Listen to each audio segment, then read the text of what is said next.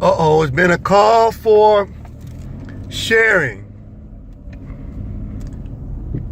There's been a consistent yearning for another video on sharing. I'm like, who's that? I tried to leave it alone, and they keep pulling me back.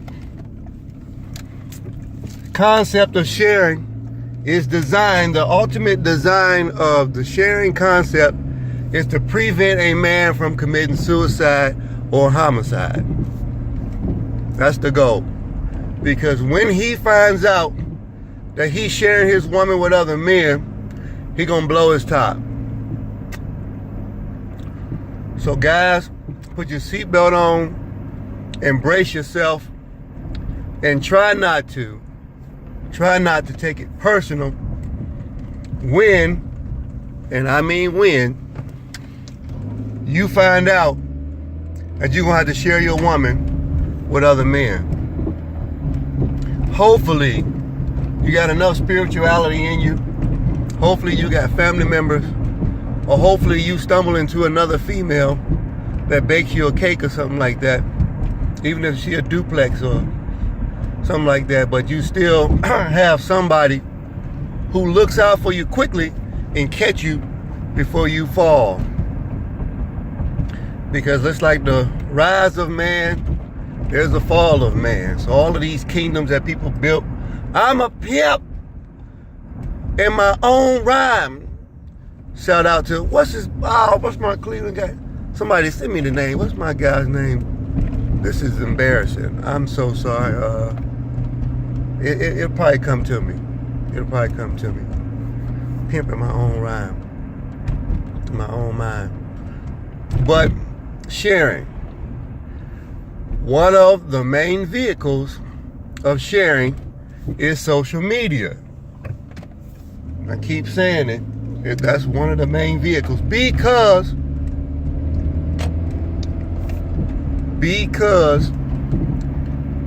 she now has access to way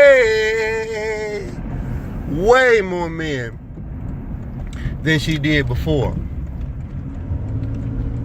So let's talk about it for a minute. Let's talk about sharing, baby, nothing but you and me and him and him. Oh man, okay. Once upon a time, not long ago, inside of your life, you had I ain't gonna finish that part of the rhyme. But it was a lady who this man was very fond of. And he took her out on a date. She allowed him to be able to go on a date with her after several months of him making an attempt. So finally, after giving him the cold shoulder, brushing him off, giving him the cold shoulder and brushing him off, she finally said to him, okay, I'll go on a date with you. Now the man is somewhat happy for no reason. It's all fake and it's not real, but he doesn't notice at this point. He thinks that this is a very valuable thing and that he just won some form of a lottery, Mega Millions or something like that. Maybe it was in, Detroit, Michigan or something. But he's feeling like he won the Mega Millions because now this lady who he's been chasing is now going to go on a date with him. What he does not know is the guy that she wants is tripping right now. Or the guys. The guys that she wants are tripping. So I'm bored, is what she's thinking. So she's bored, a little lonely, and curious. And not to mention, she's hungry. So, what's better than a free meal? Nothing. What's better than a free meal? Nothing. It's almost like that. The crowd back in the 60s, something they like do call and response, James Brown, something. What's better than a free meal? The crowd in the back, nothing. The guys playing and don't even miss a string playing on their guitar, flute, or the drums or nothing. Just yell out nothing. Now she's okay, and it's built into her DNA of the sharing concept. She's willing to share herself with you.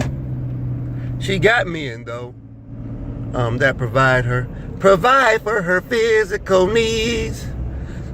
The other guy provides for her mentally. Shout out to Chris Bender, R.I.P., R.I.H., rest in heaven. And any other man that try to pull that debacle and showboat and celebrate, because men are not allowed to share. I want you to know that. They'll kill you. They'll kill you. So you better not be sharing her with some other women. She'll cut your balls off, put them inside of a sack, send it back to you, come over, re-stitch them just to cut them off again. You try to share. So what's good for the goose is not good for the gander. See, I don't believe, I gotta give a shout out to Dead Prayers. Dead Prayers. But yeah, so this guy takes her out to the restaurant place, buys her something to eat, tries to have petty conversation with her, but he can't because she's constantly on her cell phone.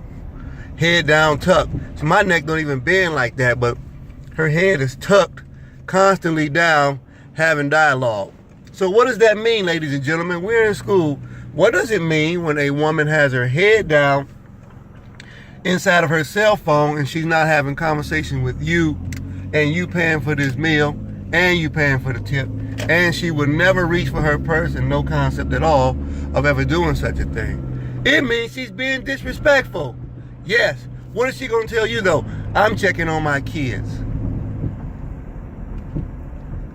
She forgot to tell you that one of them is in jail and the other one is in a halfway house, and one of them lost their mind, so you ain't got no kids to check on.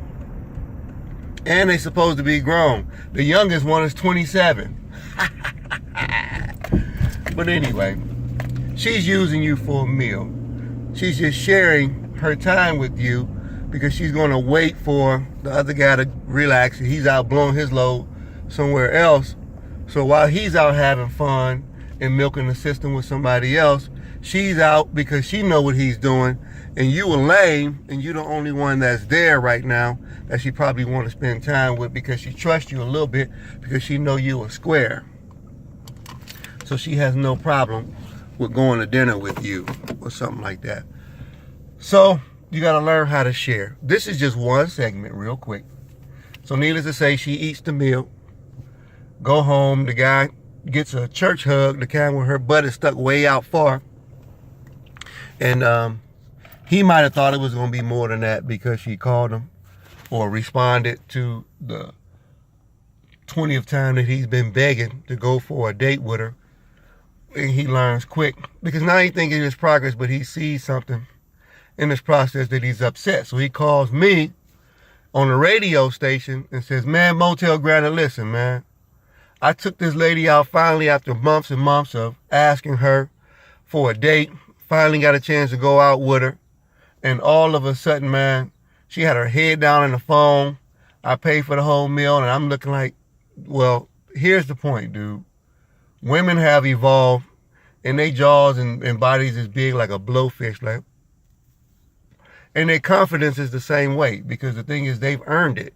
Now they got money, they got their own house, they got their own car, they independent. I-N-D-E-P-E. Oh, shout out, is that Boosie? Little Boosie. Shout out to Little Boosie. The whole state of Mississippi, which is in shambles at times. But, yeah. So the women now are convinced because of social media, because they can walk around and wear a dress, and because the fact that men are always chasing with their tongues out wagging these guys that are, I usually call them hubba bubba boys. And hubba bubba, and they lurk inside of social media things, and they messaging and texting everybody and trying to keep tabs and make things work out, and trying to save themselves in a relationship or trying to get into a relationship with somebody that is never going to work with. So power to the women. Power to the women. They run this shambles thing on guys. Guys have not figured it out yet that you're going to have to, if you want to have a relationship, which I said they don't work, and the reason why they don't work is because you will have to have a relationship that is functioning if you are willing to share your woman with somebody else.